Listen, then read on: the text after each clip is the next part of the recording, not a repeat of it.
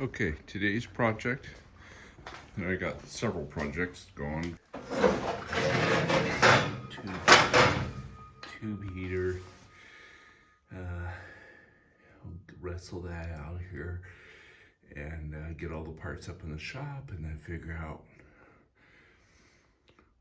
where we're gonna mount the thing and drill some holes in the wall. And yeah, so that'll be fun. Go. There's part of the through wall thimble.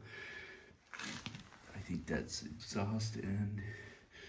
The intake isn't as critical that I've got some fitting there that, yeah, so that shouldn't be horrible. It's just getting this thing out here is gonna be a bit of a chore.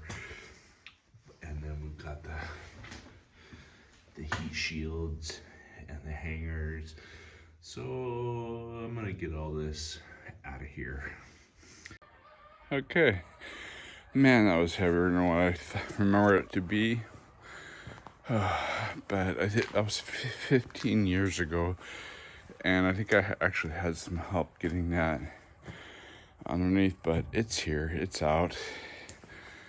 Okay, so I got the shields, and I got the hangers, and I got the exhaust, and then somewhere up here I am going to be drilling a big hole through the wall, but I have it blocked out on the other side because I had anticipated putting this in at some point.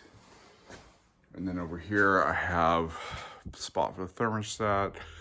I'm not entirely sure that's going to be useful for me, because actually, maybe it will. Maybe I was thinking way ahead, because over here I have another box that, yeah, cool. So maybe I did make it so I can put a thermostat in to control this heater.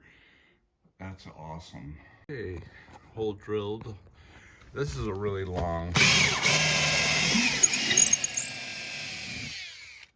we call these telephony bits. And the reason we call them that is because in the tip of this is a little hole. You can kind of see it.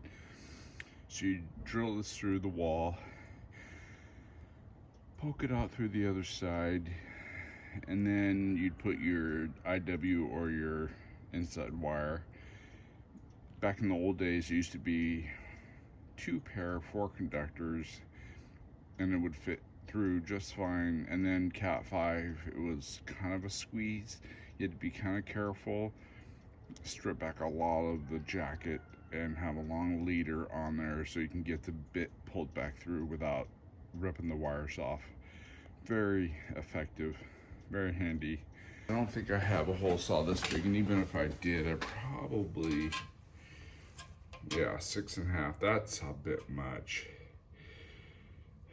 So I'll probably cut a 4-inch hole because that's manageable, and then get the jigsaw and make it the right size for this thimble. Okay, well, this is the first hole hog I found, so this is the one I'm using, and it actually had a 4.5-inch Diablo hole saw attachment on there, which, you know, Wi-Fi did.